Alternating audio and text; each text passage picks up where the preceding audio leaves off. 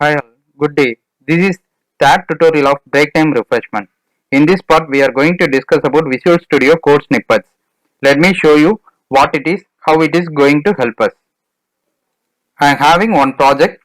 Here I am having one method. I am having a need. I have to create a functions like this almost 10 to 50 times, like same kind of function like this. So it will have little bit changes like this. I have to add to, so same kind of structure. Actually it will called template type of coding. So I have to do like this. So usually what we will do this kind of things, we will do copy paste or we will do manually code. But think you should tell your colleague or junior to follow the same structure, and you having the need not only template structure, you having the like hundreds of template structure to do 100 times, like 100 into 100. So in this case copy paste or manual coding won't work, it will not good too. Also you having one more constraint, it is not going to be a one time implementation, it may be a periodical implementation. Next development also you have to do, other sprint also you have to do, like the way you having the need. In this case copy paste definitely won't work, it is not good too. So here we have to act as smart worker, not the hard worker. In this place only code snippet will help you. See here, I did this right. See here, I am clicking F, that's all. I am getting immediately. I am clicking F, double tap. Clicking F, double tap. So you can see here F2 I am getting right.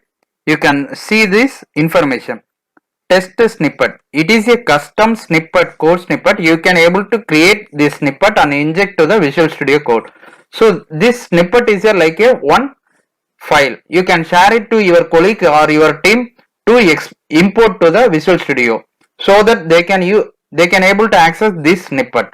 So once you imported this snippet, you will get your shortcut name. Also you will get this kind of icon, this off border, also dotted line at the end. Okay, here you can see tab twice to insert F2 snippet. So I am clicking tab twice. I am clicking F2 tab twice. I am getting this. You got it? So like the way the Visual Studio having predefined multiple code snippet based on the language, based on the scripts. For example, I am doing for. You can see we having the for snippet. I am having for each. For each also we having the code snippet. Like the way we having multiple code snippet. Let me show you how we can able to import this snippet. First I will show you how I did this. You have to go to tools. Here you can see code snippet manager. Here you having the drop down. Actually I have imported the document against this language C#. So in this C# you can able to find my code snippet. Actually you can do it on whatever folder you want.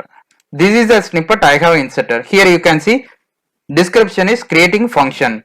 Shortcut F2. This is a shortcut while extracting we are used, right? This is the author engine channel. This is what we did. Okay, I will show you how the code snippet file will be. Here you can see this is a code snippet file. It will have the extension of snippet dot snippet. Here you having the two major section. One is header, another one is snippet. Header section will have title, shortcut, description, author. This title, description, author mostly using in the this section. Here you are seeing right. Here also this shortcut going to display for your tab extraction.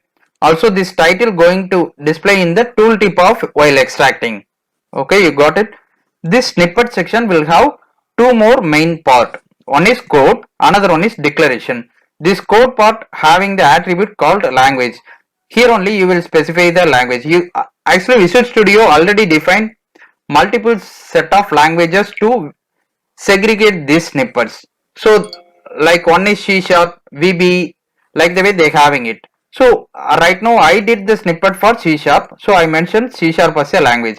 Here I am using the C data. Why I am using C data? Because this section of code will have the some special characters which is not acceptable by the XML format. So I am using the C data. So whatever we are giving it in including inside this C data, it will accept. So here you can see I am using the public void function name. The same thing I am getting here. You can see it there, right? But here you can see I am getting object A, object B. But in the code snippet I am using $P1, $P2. Why? Because the declaration part I told you, right? In this declaration you can have multiple literals. These literals will have the ID. This ID only I mentioned here. This ID should be unique, because the unique in the sense you can reuse this P1 inside this code multiple times, but you could not have multiple literals will be in the same ID. If you did like this while importing, the Visual Studio will show you the error, the snippet is invalid. Okay, here I am using the two IDs. This ID having the tooltip, the P1, instead of this P1 it will replace this default value. That's the reason we are getting the A here. Whatever you are giving, it will get replaced while extracting. So if you are using this ID, you should enclose it before and after with the dollar symbol. So this is P2. P2 I am using here. It having the one more tooltip. This is P. You got it what I did? Okay. I will share this template in the description section. You can use this. Okay, I will show you how to import. Once you created this snippet file, go to Tools, Code Snippet Manager. Here you having the section called Import. In this import, you can do your import. I already having one file. Just try to make an import. Okay. After selection, you will see multiple folders. If it is not valid, it won't show this section. It automatically will tell your snippet is not valid. So you can select which area you want to store your things. So for example, I am keeping in my code snippet.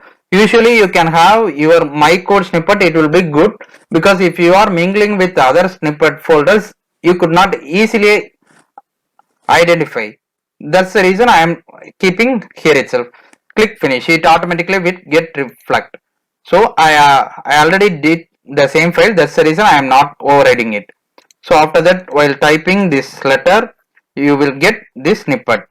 Okay, see here I am getting the snippet, test snippet, creating the function. Same thing we did here. Title step snippet, description, this one.